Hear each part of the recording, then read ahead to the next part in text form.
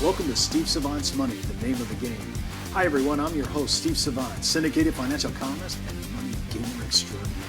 Today we're talking about prosperity economics with financial author and registered investment advisor, Kim Butler. Welcome to the show, Kim. Thank you, Steve. Appreciate it. Well, Kim, I have to say, we're looking at your books here that are all out on Amazon.com that you can get it to. One's called Busting the Retirement Lies, and if you'll notice, she has the broken eggshell, which worried me when I first saw the copy. She has another one called Busting the Financial Planning Lies, which is going to be a little bit rough for a lot of my advisor friends to read. And then a really unique little book off on Kindle called Live Your Life Insurance. I mean, I thought life insurance just cover, you say you could live it. I think that's huge. Talk to me about this whole concept. You have a concept called the 7 principles. We're going to spend a little time doing this. And the principles of prosperity. And I want to walk through each one because I want to stay general enough so our consumers can understand what we're talking about, but I want them to really get it. So let's talk about this first thing, which sounds to me like a mindset issue. You say, think. Absolutely, and it's the first principle for a reason. We need to be thinking from a prosperous mindset when we're making financial decisions. And this is a challenge. I've dealt with this. We all have. We're scared. We go in to make a financial decision. We've got a scarcity mindset on, and that affects how we make that financial decision. So we need to step back, realize that things are going to work out, adopt, fake it if we have to even, adopt that prosperity mindset, and then go forward and make that decision. And when we do that, it enables us to make more effective and better decisions financially, and then we get the better results of those. So we need to be thinking from a prosperous mindset. Do you think people who have a scarcity mindset might have had troubles in their past that have imprinted on their psyche, and that's why they can't bust loose of this? I do, and the way to get past that, gratitude. You have to find little tiny things even to be grateful for. I told somebody the other day, the only way I get through the grocery store is to be grateful the whole time, because otherwise it just frustrates the heck out of me. So we can adopt this. We can say, okay, I realize this happened to me in the past. I was scared, but I'm going to set that scarcity aside and I'm going to be prosperous in my thinking today, just in my thinking. I may not be manifesting it out in the personal world, in my dollars, but I'm going to think from a prosperous mindset. When you talk about seeing, is that a vision issue? It is, and it's because typically when we're looking at our financials, we are making a decision on one particular thing. It's car insurance time, it's mortgage time, it's do I max out my 401k time, it's do I even contribute to my 401k time, it's do I buy life insurance. It's all these individual products that we're making decisions about, but when we make the decision about the individual product, we hurt ourselves. If we would instead step back and see the whole picture, because our mortgage and our life insurance and our qualified plan and our car insurance actually literally have something to do with each other. So you think in the integrated approach, so if I'm hearing you correctly, everything's correlated. Everything's correlated. Wow. It's all one wallet. That's what you're making your decisions with, all related to your personal economy. When I talk about measurement, I'm just trying to quantify, am I doing good or doing bad? How do you look at that? Well, we believe that measuring needs to include an economic concept called opportunity cost. It's not an easy one to get our arms around, but it's something we all learned about in high school or college econ and promptly forgot it.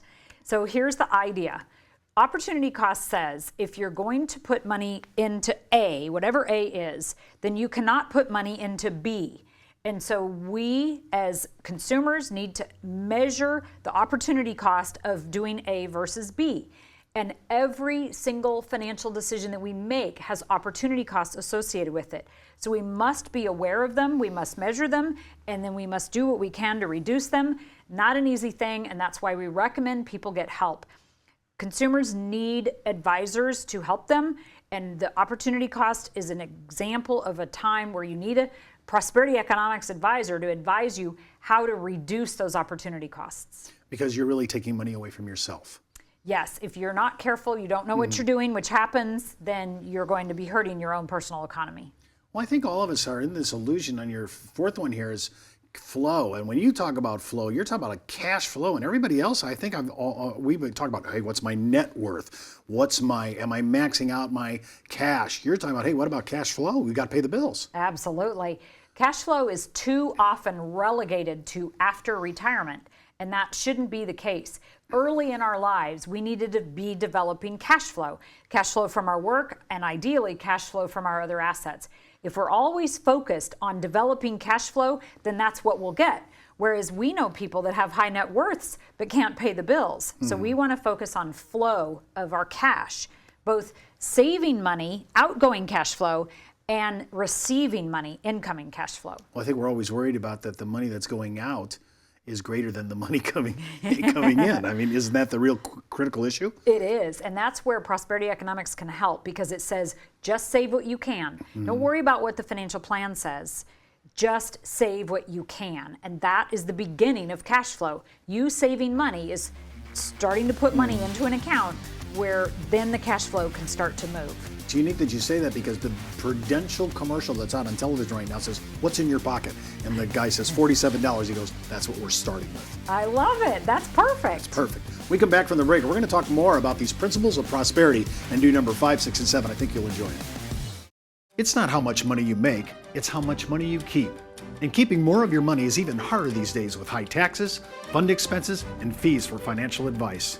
And when you consider the uncertainty of the market and the rising cost of living, the purchasing power of your dollar is constantly at risk. But a tax-deferred annuity with an inflation rider can be the most cost-effective way to generate increasing annual income without market volatility. For more information on how annuities may work for you, just email me at steve@thenameofthegame.tv and ask for our free annuity information.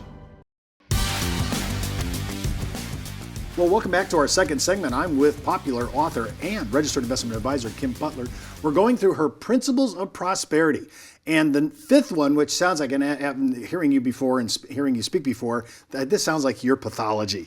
We're talking about control. Talk about control. Well, we want advisors to give up the control and let the clients, let you have the control of your money. And way too often, it's either the government, the advisor, or the financial institution that has the control over the money, when it's the owner of that money that should have the control. And so there are strategies that you can use to take back control. Now, the products that are out there are all the same products. There's no new product. But how you interact with that product dictates whether you have control or not. Really easy example. If you're putting money into a savings account or into a mutual fund, if you're reinvesting your interest, you're losing control. It's all just right there in that account. Whereas if you'll take the interest out every month or quarter, however often it's paid, then you're bringing control back to you as the consumer. And we want consumers to have control over their money, because then they can work on the other two principles. Are you suggesting that accumulation using reinvestment may not be the better way to go? That's exactly what I'm saying. Wow, that's a big one. Wow. What about move? I always think about money in motion, but you're saying no, a lot of money's in stagnation. It is, and it's dead because of it. So when you stick money in a qualified plan and it sits there, when you prepay a mortgage and it sits there, when you put money in a 529 plan and it sits there, when you fund a life insurance policy and it sits there, then it is stagnant. And money that is not in motion is dead money. Just as much as blood in our bodies, if it were not in motion, would be not so good. So we want our money to be moving, and we want our dollars literally to be moving through products, not to them. Now, this again is a strategy. This is not a product that you buy to get your money to move. I'm not talking about trading, buying and selling stocks. I'm talking about that big personal economy and getting money to move through the retirement plan, through the educating of the kids, through the paying of the mortgages, through the car insurance, through the life insurance. Notice the verb through, not to. When you put money to something, it is stuck, dead, and ineffective. Well, to me, this is kind of a new thinking, because I'm usually thinking, well, I'm saving my money for this purpose. It's called retirement. You're saying maybe your money could be used for today rather than just the future, and there could be an actual bonus or a benefit for doing that. Well, you know, it's interesting. You brought up the idea of today, and today, the stagnation of money is what's recommended. But when you go back and you look 100 or 200 years ago, people didn't put money in 401k plans. They didn't exist. People moved their money. You go clear back even to biblical financial principles. Those dollars were moving all the time. They didn't put them into a place where only one thing could be done. And because we are moving our money, we then can use the seventh principle, which is to multiply, which is to get $1 to do lots of jobs. And that's what we want to do. We want our dollars to educate our children and help us in financial freedom. I don't like the word retirement. and help us get the mortgage handled and help us with our car insurance and our life insurance. Dollars should be moving so that dollars can multiply. And obviously multiply is the difference when you think of 3 plus 3 versus 3 times 3. Well, 1 is 6, 1 is 9. We want our dollars to multiply. When our dollars are moving, they can be multiplied. When our dollars are moving, we, the consumer, can be back in control. So this is really leveraging your dollar and making it do more work for you. Yes. You've worked hard for your dollar. Now let's let your dollar work hard for you. Correct. In an area of financial freedom, which then gives us more capability, not in the area of retirement, but in the area of continuing to live our lives, provide value, think from a prosperous mindset. When our dollars are providing cash flow, that enables us to get our dollars to multiply more. So all these 7 principles are all intertwined, and they relate to one another in a very holistic pattern, and they can be used as an opportunity filter. Anytime you're looking at a new investment, run them through the 7 principles. Well, I heard you mention twice now in this segment, you said something about, we're talking about financial freedom. We may not necessarily be talking about retirement. Talk to me about that, because you said that twice now. It sounded like it was a yin and yang. They were mutually exclusive. Well, it's because we do not believe that retirement is beneficial for us as human beings. In fact, it didn't exist in the biblical age. And my book, Busting the Retirement Lies. Well, do I have to go all the way back there to make sure that that's right? No, you don't have to. I'll share it with you. How about that? You, with the Busting Retirement Lies book, will get a whole list of stories of people that are working in their 60s, 70s, and 80s and still using the principles of prosperity and living their lives and providing good value out there in a way that benefits them. So you are correct. We don't believe that retirement is helpful. We believe our finances should be set up so that we can be financially free, sometimes at age 40, sometimes at age 80, having absolutely nothing to do with age 65, but that people should work as long as they possibly can. Wow, that is a major change to my thinking. Well, that's all the time we have for today. That's our show. I want to thank Kim Butler for being our special guest and today's money mentor. And before moving forward with any ideas on our show, always consult your tax advisor and your legal counsel. And remember, as the good Reverend John Wesley once said, make all you can, save all you can, give all you can. I'm Steve Savant. We'll see you next week.